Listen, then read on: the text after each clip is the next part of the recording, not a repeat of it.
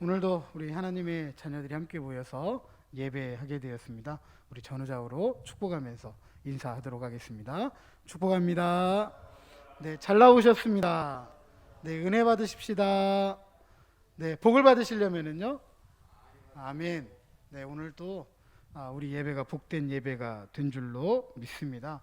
바벨론 포로 후기에 충격적인 상황 속에 있었던 이스라엘 백성들에게 하나님께 삭개와 스가랴와 말라기를 보내주셔서 어떠한 신앙과 삶을 살아가야 되는지 말씀을 주셨던 것처럼 우리가 코로나 팬데믹이라는 이 상황을 살아가면서 하나님 우리에게 요구하는 신앙과 삶은 어떤 것인지 살펴보고 있습니다. 지난 시간에 이런 충격적인 상황을 헤쳐나가기 위해서 교회의 지도자들은 은총과 연합이라는 이 두 막대기를 잘 사용한다. 그러나 당시의 이스라엘 백성들의 목자들은 이 두 막대기를 잘 사용하지 못했기 때문에 하나님께서 은총과 연합이라는 이 막대기를 부러뜨리고 꺾어버리셨다라는 그런 이야기를 우리가 살펴보았습니다. 오늘은 바로 이 앞서 언급했던 이 지도자들, 하나님의 백성들에 대해서 그들이 짊어지고 있는 책임을 외면하는 이 지도자들, 이들을 향해서 상징적으로 언급했던 은총과 연합의 막대기, 그걸 부러뜨리고 꺾으면서까지 주어졌던 심판과 저주가 무엇인지를 조금 더 구체적으로 우리에게 가르쳐 주고 있습니다. 먼저 15절 말씀을 보면 이런 지도자들을 이렇게 표현하고 있습니다. 어리석다. 어리석다라는 히브리어 이 표현은 잠언에서 일반적으로 하나님을 알지 못하는 사람, 하나님을 알지 못하는 사람을 일컫는 단어입니다. 잠언 1장 7절에 보니까 여호와를 경외하는 것이 지식의 근본이거늘 미련한 자, 즉 어리석은 자는 지혜와 훈계를 멸시한다. 또 뿐만 아니라 이 어리석다라는 이 표현이 불경건하다 또는 악을 행하다와 관련해서 종종 사용되기도 합니다. 에레미야 4장 22절에 보면 내 백성은 나를 알지 못하는 어리석은 자요 지각이 없는 미련한 자식이라. 악을 행하기에는 지각이 있으나 선을 행하기에는 무지하도다. 또 때로는 다툼을 잘하는 사람들, 징계를 받아 마땅한 사람들, 분노와 시기로 멸망하는 사람들, 교훈이나 다른 어떤 방법으로도 바로잡을 수 없는 사람들 등 어리석다라는 이 성경의 표현은 부정적인 의미를 가지고 쓰이는 단어이다라는 것을 알 수가 있습니다. 따라서 하나님의 백성들에 대해서 그들이 짊어지고 있는 이 책임을 외면하는 지도자들이 어리석은 이유는 무엇이냐? 그들이 누구를 모르기 때문에요? 하나님을 모르기 때문에 자신들이 짊어지고 있는 책임을 외면하더라라는 사실입니다. 하나님을 알지 못하니까 불경건하고, 하나님을 알지 못하니까 악을 행하고, 하나님을 알지 못하니까 다툼을 좋아한다라는 사실입니다. 교훈이나 어떤 다른 방법으로 이야기해주고 바로잡고자 노력하지만 따라오질 않아요. 따라주지를 않습니다. 바로 잡을 수가 없는 사람들. 그러다 보니까 그런 이들은 사람들에게 그들의 분노, 시기로 멸망할 자들이다, 징계받아 마땅한 사람들이다 라고 취급받을 수밖에 없다라는 것이 성경의 이야기입니다. 제가 종종 이렇게 이야기합니다. 일반적으로 심판과 저주를 우리가 생각하면 충격적인 사고가 발생하거나 갑자기 큰 질병을 얻거나 하루아침에 가산이 탕진되어서 망하는 것, 이것이 이제 저주이자 심판이다라는 생각들을 많이 가지고 계신 것 같아요. 그러나 성경에서 말하는 심판과 저주는 물론 그런 경우도 있습니다. 하지만 일반적이고 보편적인 경우 하나님께서 심판하시고 하나님께서 저주하실 때 하나님께서 외면하시는 방법으로 하신다라는 것을 우리는 기억해야 됩니다. 이런 하나님의 외면을 인간적인 표현으로 이렇게 표현합니다. 강팍하다. 강팍하다. 하나님의 외면이 심판과 저주인 이유가 뭐냐면 우리 인간편에서 강팍하게 되기 때문에 그것이 하나님의 심판인지 저주인지에 대한 깨달음조차도 막아버리기 때문에 그렇습니다.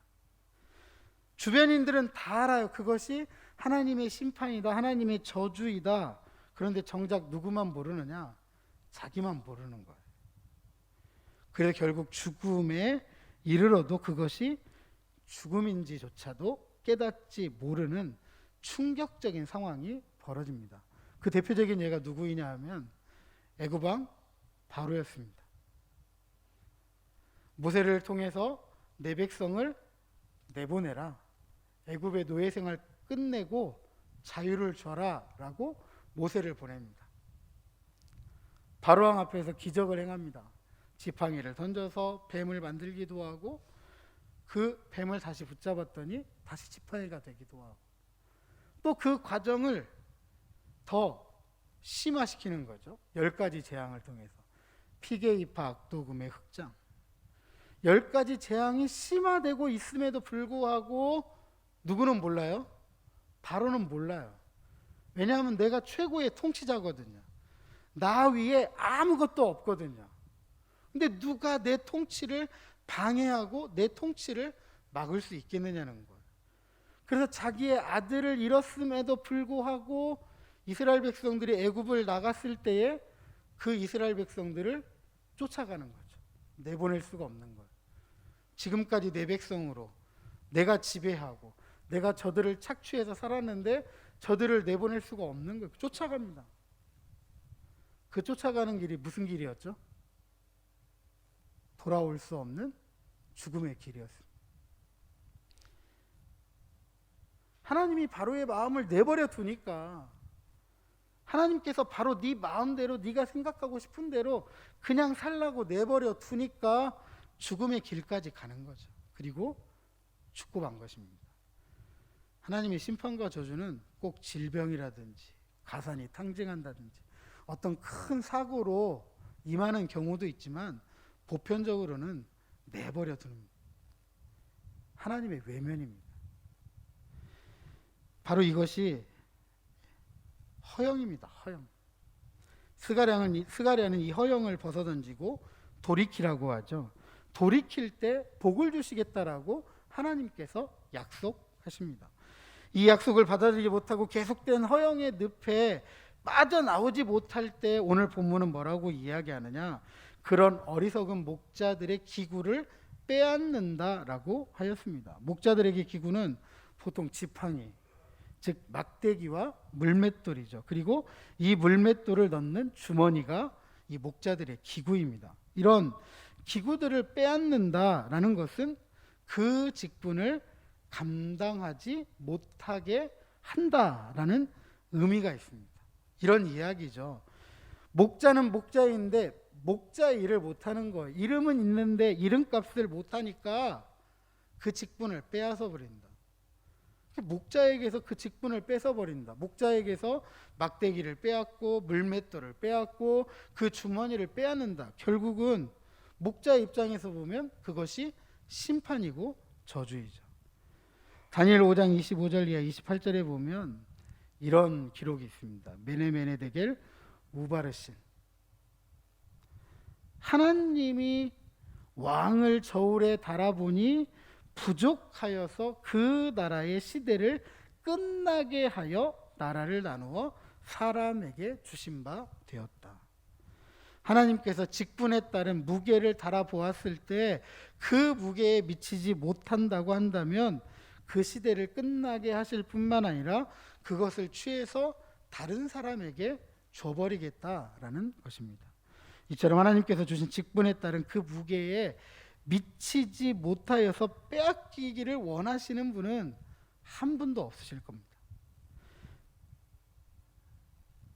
그렇다면 그 직분에 대한 허영을 벗어 던져야 되죠. 그리고 맡겨진 직분에 대한 책임을 다해야 합니다. 하나님께 영광이 되고 무성도들로부터 칭송도 받고 칭찬도 받고 존경도 받고 하나님의 사람으로 쓰임받아 세상 사람들에게 인정받는 삶, 이 삶을 통해서 우리는 은총과 연합의 막대기를 들고 하나님의 거룩한 통치를 이루고 성취해 갈 수 있는 것입니다. 자, 그렇다면 하나님을 알지 못하는 어리석은 지도자들이 그들의 책임을 다하지 못해서 그 직분을 빼앗길 수밖에 없는 어리석은 행동이 무엇일까 한번 살펴보고자 합니다. 16절에 이렇게 기록합니다. 첫 번째로 없어진 자를 마음에 두지 않는다. 두 번째로 흩어진 자를 찾지 않는다. 뭐 이런 얘기죠. 양떼가 사라졌는데 찾으려고 하지 않는다라는 이야기고, 흩어진 자, 그러니까 유리방황하는 자들이죠. 유리방황하는 자들이 있는데 그런 사람들을 품에 안지도 않고 선한 길로 인도하지도 않는다라는 사실입니다. 세 번째로 상한 자를 고치지 않는다, 돌보지 않는다는 이야기고요. 네 번째로 강건한 자를 먹이지 않는다, 목자의 도움이 필요 없는 이들에 대해서는 아예 관심조차도 갖지 않는다. 다섯 번째로는 살진 자의 고기를 먹는다. 욕심으로 가득 차 있어가지고 다 뺏어 먹는다는 이야기죠. 여섯 번째로 그 굽을 찢는다. 굉장히 잔인하다. 이 잔인성을 보여주고 있습니다. 그러나 세심하고 주인에게 유익한 종은요, 이런 종이죠. 마치 100마리의 양이 있는데 그 중에 한 마리를 잃어버렸다고 한다면 그 양을 찾아 나선 목자가 선한 목자다라고 가르치고 있습니다. 또 시편 말씀에 보면 선한 목자는 쉴 만한 물가 푸른 초장으로 인도한다라고 하였습니다. 상처를 싸매주고 돌봐줄 뿐만 아니라 강건할지라도 끊임없는 애정을 가지고 관심으로 사자와 곰과 같은 위협의 세력들로부터 지키고 보호하는 사람이 바로 선한 목자이자 참된 목자이다라고 이야기해주고 있습니다. 그렇다면 우리들에게도 한번 질문해 봐야죠. 나는 어떤 사람인가? 어떤 지도자인가? 무익한 지도자인가? 유익한 지도자인가? 무익한 사람인가? 유익한 사람인가? 나는 그런 유익한 사람이 될 것인가? 무익한 사람이 될 것인가? 나는 나에게 맡겨진 직분에 대해서 유익한 사람이 될 것인가? 무익한 사람이 될 것인가? 우리가 명덕교회를 섬길 때 나는 유익하게 섬기는 사람일 것인가? 아니면 무익하게 섬길 사람인가? 아마도 무익하기를 원하시는 분은 한 분도 안 계실 거라고 저는 확실히 믿습니다. 우리 모두가 어떻게든 하나님께 그리고 교회를 섬길 때 세상 사람들에게 유익한 사람, 유익한 종, 유익한 지도자가 원하실 것입니다.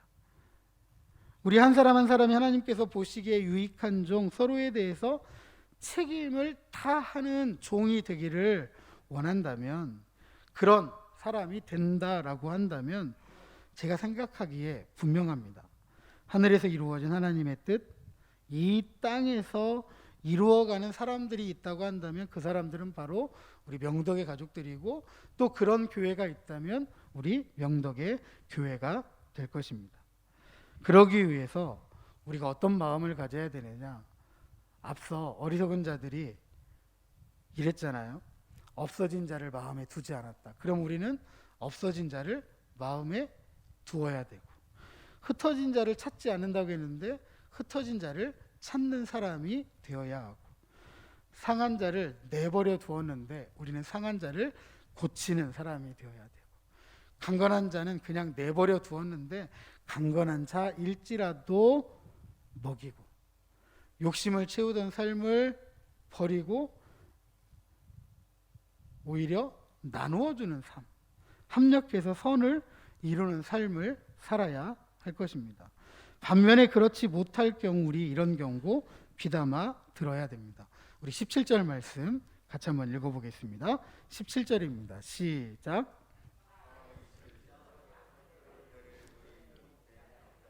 칼이 그의 팔과 오른쪽 눈에 내리리니 그의 팔이 아주 마르고 그의 오른쪽 눈이 아주 멀어 버릴 것이라 하시니라.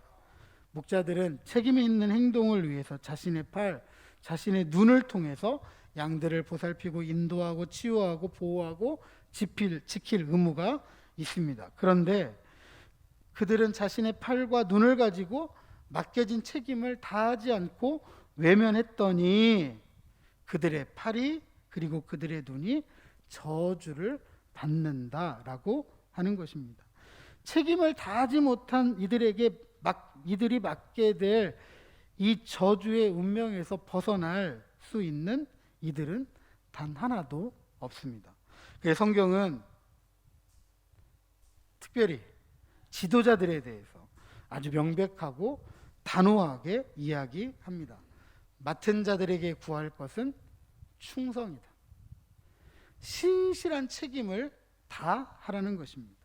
책임을 다할 때에는 상급이 주어지지만 책임을 다하지 못하면 맡겼던 달란트도 빼앗긴다. 뿐만 아니라 가장 기본적인 것들까지도 사라지게 된다라고 이야기를 합니다. 마치 사울왕이 처음에는 왕의 직분에 충성스러웠을 때는 사울왕이 칭찬받고 인정받습니다. 그러나 자신의 책임에 대해서 올바르게 감당하지 못할 때 결국 다윗에게 자리를 빼앗기게 됩니다.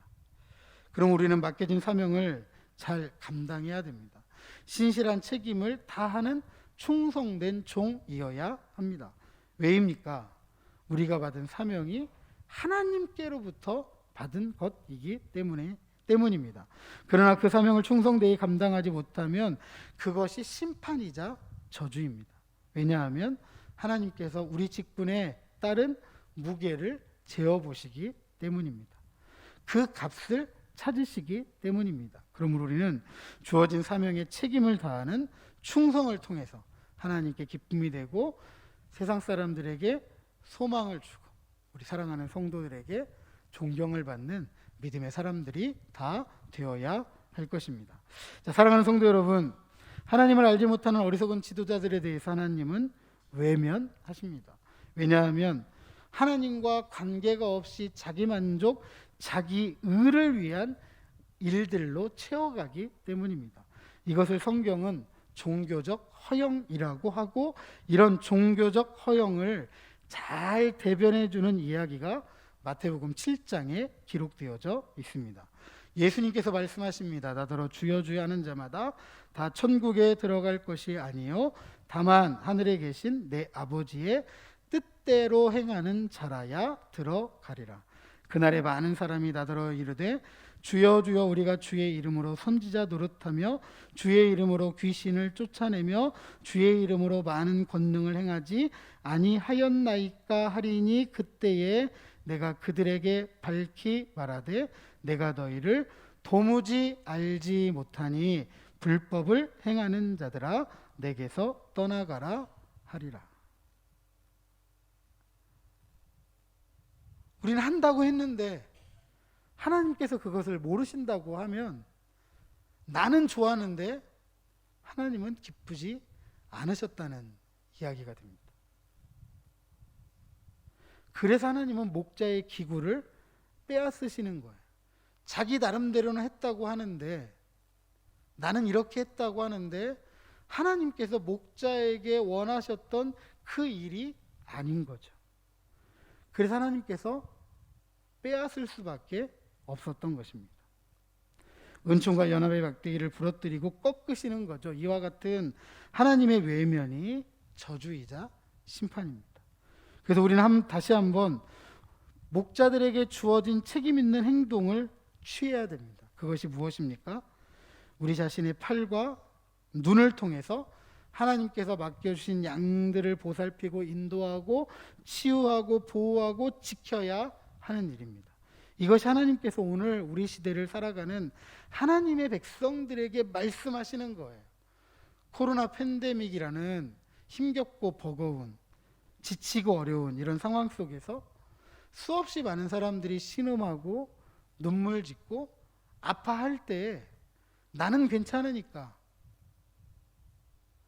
이런 식의 생각과 사고를 가지고 이런 삶의 태도를 가지고 살아간다고 한다면 그건 하나님께서 교회에게 원하시는, 하나님의 백성들에게 원하시는 삶의 모습이 아니다라는 사실입니다. 같이 힘겹고 같이 버겁고 같이 지치고 같이 어려운 일이죠. 그래서 한마디라도 우리는 따스한 말을 할 수 있어야 돼요. 힘내자고, 조금 더 버텨보자고, 한 번이라도 땀 한 번 닦아주고 손 한 번 내밀어주고 애쓴다고. 서로 이런 말 한마디라도, 그 말 한마디가 어떤 사람들에게는 새로운 삶을 살아갈 수 있는 시작이 될 수 있다라는 거죠. 골리앗 장군을 앞세웠던 블레셋 군대 앞에서 두려움에 떨고 있는 사울왕, 머릿속에 상상해 볼 수가 있을 것입니다. 근데 그 사울왕과는 달리 비록 힘겹고 버거운 상황이었지만 만군의 여호와의 이름으로 목자에게 주어진 물맷돌과 막대기를 들고 믿음으로 달려갔던 어린 소년 한 명이 있었습니다. 바로 그 소년이 다윗이었습니다. 훗날 하나님께서 이 다윗에게 이렇게 표현합니다. 하나님의 마음에 합한 사람이었다. 사울은 하나님께서 맡겨주신 왕의 무게에 미치지 못했던 반면에 다윗은 비록 어렸지만, 비록 작았지만 사울 왕의 눈에 비쳤던 다윗은 별 볼 일 없었지만 하나님께서 그런 다윗을 무게를 재어 보았을 때에는 그 다윗의 무게는 충분했던 거죠. 그래서 하나님은 사울 왕을 버리고 다윗을 선택했던 것입니다. 하나님이 무게를 재보시는 것은요, 나이가 아닙니다. 어떤 직분의 높고 낮음도 아니에요. 하나님께서 무게를 재어보시는 유일한 한 가지는 뭐죠? 믿음이에요. 믿음. 만군의 여호와의 이름을 가지고 나아가는 그 믿음. 이 믿음은 어디서 드러나요? 이 믿음은 그 사람의 삶의 자리에서 드러나요. 아, 이 사람이 믿음이 있는 사람이구나, 믿음이 없는 사람이구나. 이 사람이 하나님을 닮은 사람이구나, 하나님을 닮지 못한 사람이구나.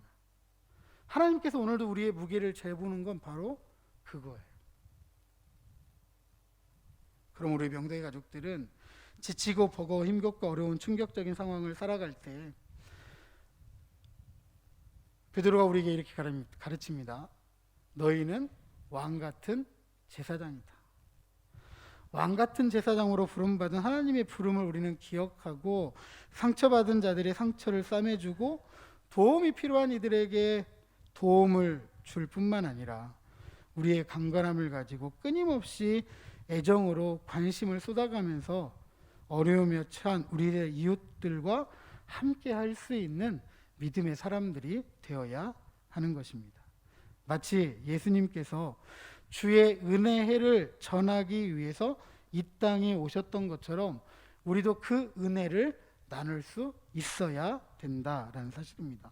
누가복음 4장 18절 19절에 보니까 우리가 그 은혜를 나눌 때 가난한 자에게 복음을, 포로된 자에게 자유를, 눈먼 자에게 다시 보게 함을, 눌린 자에게 자유를, 이걸 알려주고 이걸 전해주고 이렇게 함께 할 수 있을 때 바로 그렇게 우리는 그리스도의 제자로 이 땅을 살아가는 것입니다.